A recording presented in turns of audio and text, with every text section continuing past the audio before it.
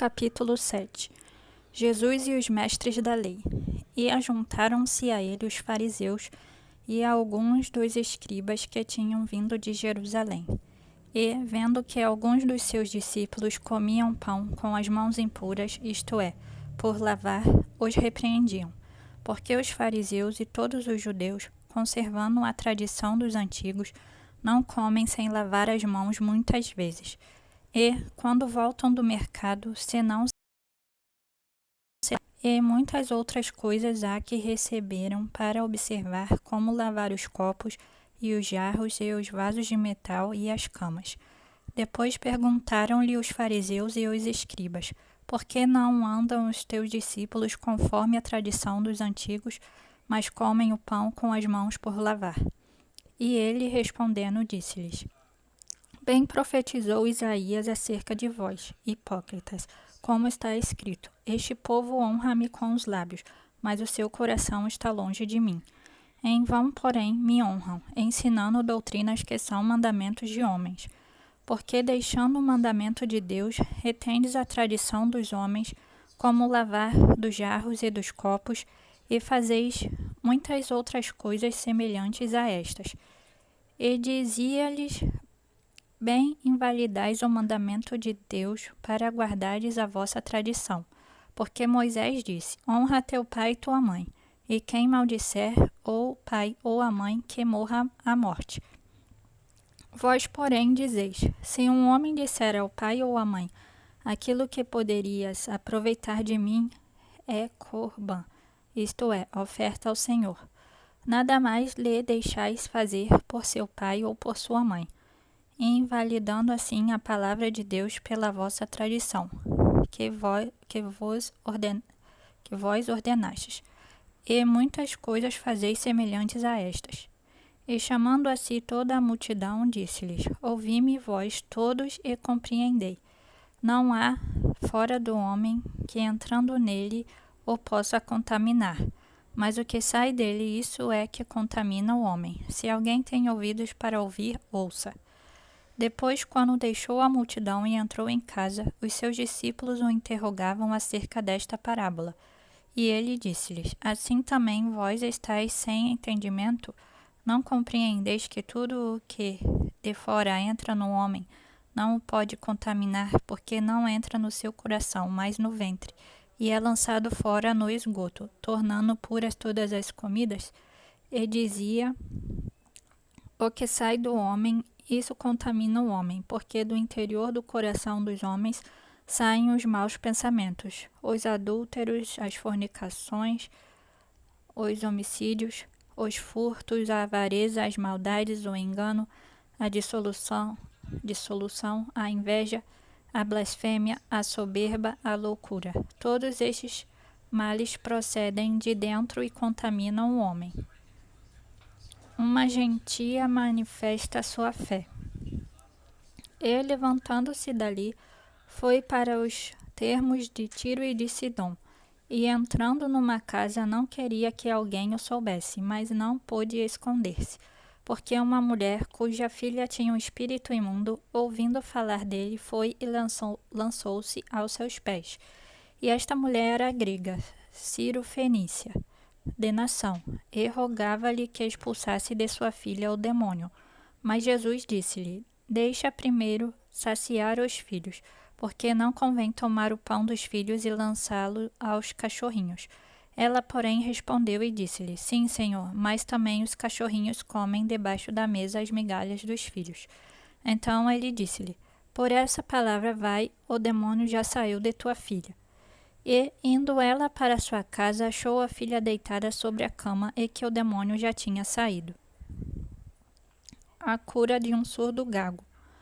E ele, tornando a sair dos termos de Tiro e de Sidom, foi até ao mar da Galileia, pelo meio das terras de Decápolis.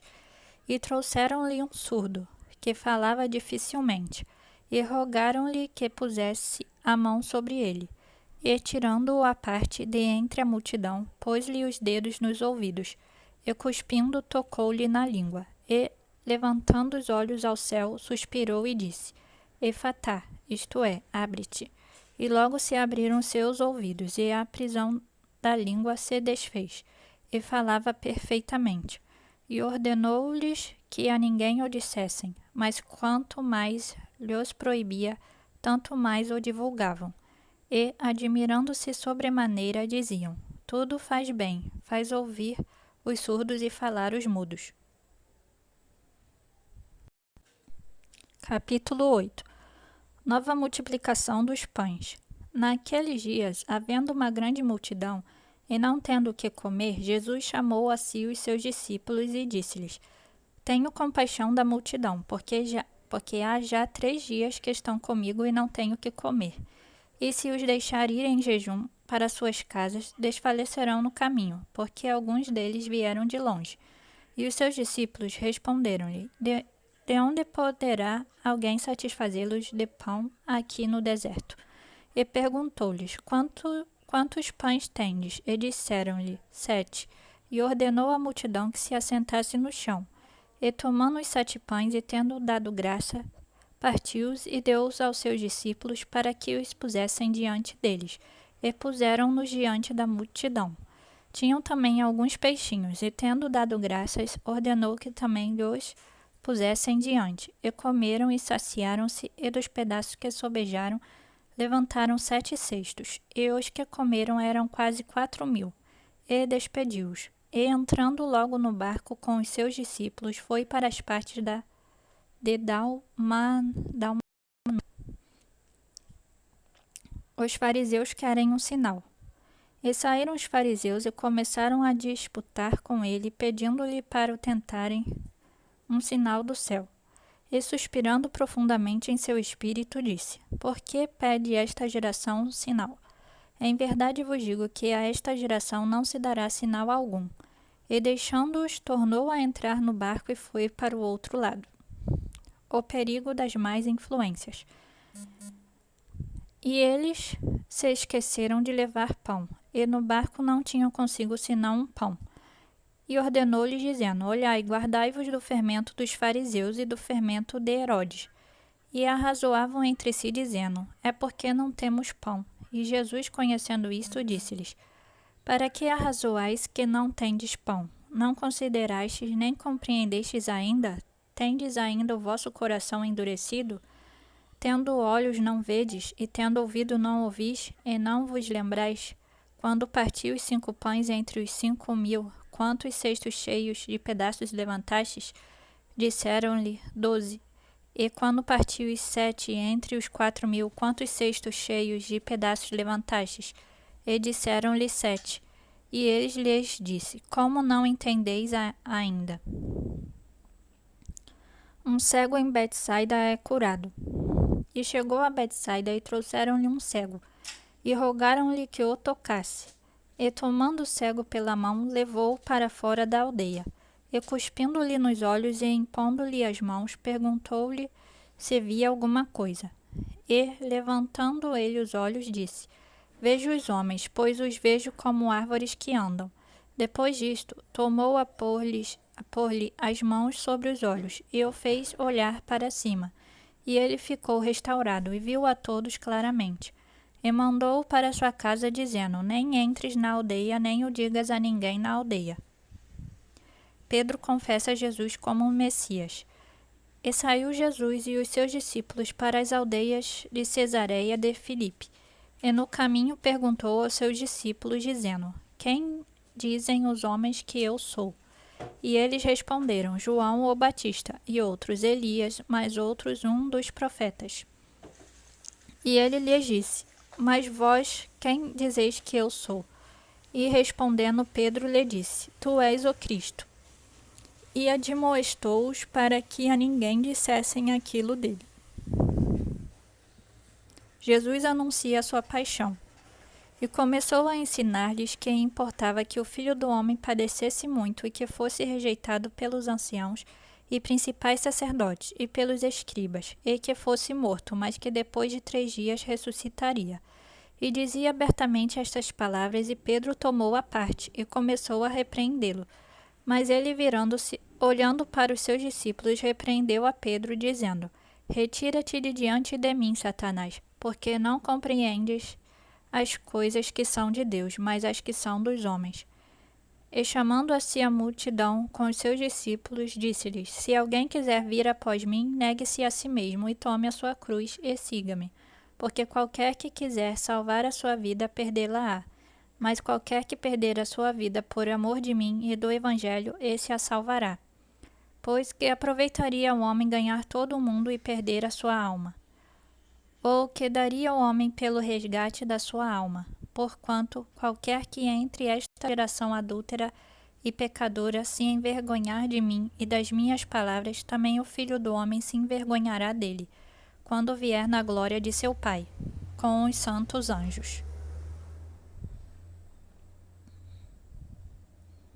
Marcos capítulo 9. A transfiguração de Jesus.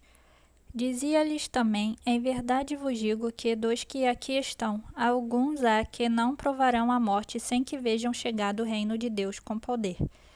E 6 dias depois, Jesus tomou consigo a Pedro, a Tiago e a João, e os levou sós em particular a um alto monte, e transfigurou-se diante deles. E as suas vestes tornaram-se resplandecentes, extremamente brancas como a neve, tais como nenhum lavadeiro sobre a terra as poderia branquear. E apareceu-lhes Elias com Moisés, e falavam com Jesus.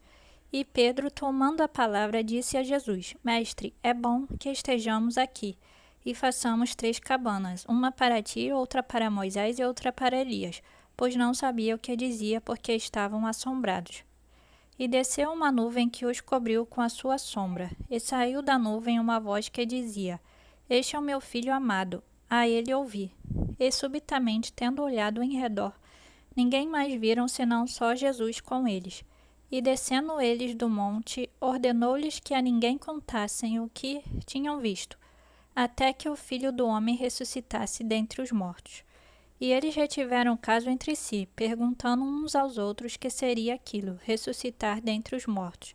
E interrogaram-no, dizendo: Por que dizem os escribas que é necessário que Elias venha primeiro? E respondendo ele, disse-lhes: Em verdade, Elias virá primeiro, e todas as coisas restaurará. E como está escrito do Filho do Homem, que ele deva padecer muito e ser aviltado. Digo-vos, porém, que Elias já veio, e fizeram-lhe tudo o que quiseram, como dele está escrito. Jesus cura um menino possesso. E, quando se aproximou dos discípulos, viu ao redor deles grande multidão, e alguns escribas que disputavam com eles. E logo toda a multidão, vendo-o, ficou espantada, e correndo para ele o saudaram. E perguntou aos escribas: Que é que discutis com eles? E um da multidão, respondendo, disse: Mestre, trouxe-te o meu filho, que tem um espírito mudo. E este, onde quer que o apanhe, despedaça-o, e ele espuma, e range os dentes, e vai definhando. E eu disse aos teus discípulos que o expulsassem, e não puderam. E ele respondendo lhes disse: Ó geração incrédula, até quando estarei convosco? Até quando vos sofrereis ainda? Trazei-mo. E trouxeram-lhe, e quando ele o viu, logo o espírito o agitou com violência, e caindo endemoniado por terra, revolvia-se espumando. E perguntou ao pai dele: Quanto tempo há que lhe sucede isto? E ele disse-lhe: Desde a infância. E muitas vezes o tem lançado no fogo e na água para o destruir. Mas se tu podes fazer alguma coisa, tem compaixão de nós e ajuda-nos. E Jesus disse-lhe: Se tu podes crer, tudo é possível ao que crê. E logo o pai do menino, clamando com lágrimas, disse: Eu creio, Senhor, ajuda a minha incredulidade. E Jesus, vendo que a multidão concorria, repreendeu o espírito imundo, dizendo-lhe: Espírito mudo e surdo, eu te ordeno, sai dele e não entres mais nele. E ele, clamando e agitando-o com violência, saiu. E ficou o menino como morto, de tal maneira que muitos diziam que estava morto. Mas Jesus, tomando-o pela mão, o ergueu, e ele se levantou. E quando entrou em casa, os seus discípulos lhe perguntaram à parte: Por que o não podemos nós expulsar? E disse-lhes: Esta casta não pode sair com coisa alguma a não ser com oração e jejum. O segundo anúncio da paixão. E, tendo partido dali, caminharam pela Galileia, e não queria que alguém o soubesse, porque ensinava os seus discípulos e lhes dizia: O Filho do Homem será entregue nas mãos dos homens, e matá-lo-ão, e morto ele ressuscitará ao terceiro dia. Mas eles não entendiam esta palavra e receavam interrogá-lo. Quem é o maior no reino?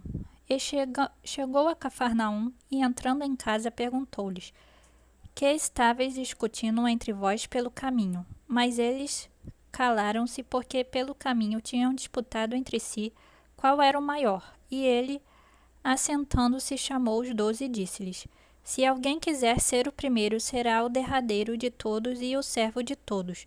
E lançando mão de um menino, pô-lo no meio deles, e tomando-o nos seus braços, disse-lhes: Qualquer que receber um destes pequeninos em meu nome, a mim me recebe. E qualquer que a mim me receber, recebe não a mim, mas ao que me enviou. Quem não é contra está a favor. E João lhe respondeu, dizendo: Mestre, vimos um que em teu nome expulsava demônios, o qual não nos segue. E nós lhe o proibimos, porque não nos segue. Jesus, porém, disse: Não lhe proíbas, porque ninguém há que faça milagre em meu nome e possa logo falar mal de mim. Porque quem não é contra nós é por nós. Porquanto qualquer que vos der a beber um copo de água em meu nome, porque sois discípulos de Cristo, em verdade vos digo que não perderá o seu galardão. Evitar o pecado a todo custo. E qualquer que escandalizar um destes pequeninos que creem em mim, melhor lhe fora que lhe pusessem ao pescoço uma mó de atafona e que fosse lançado no mar. E se a tua mão te escandalizar, corta. Melhor é para ti entrares na vida aleijado do que tendo 2 mãos, ires para o inferno, para o fogo que nunca se apaga, onde o seu bicho não morre e o fogo nunca se apaga. E se o teu pé te escandalizar, corta-o. Melhor é para ti entrares coxo na vida do que, tendo 2 pés, seres lançado no inferno, no fogo que nunca se apaga, onde o seu bicho não morre e o fogo nunca se apaga.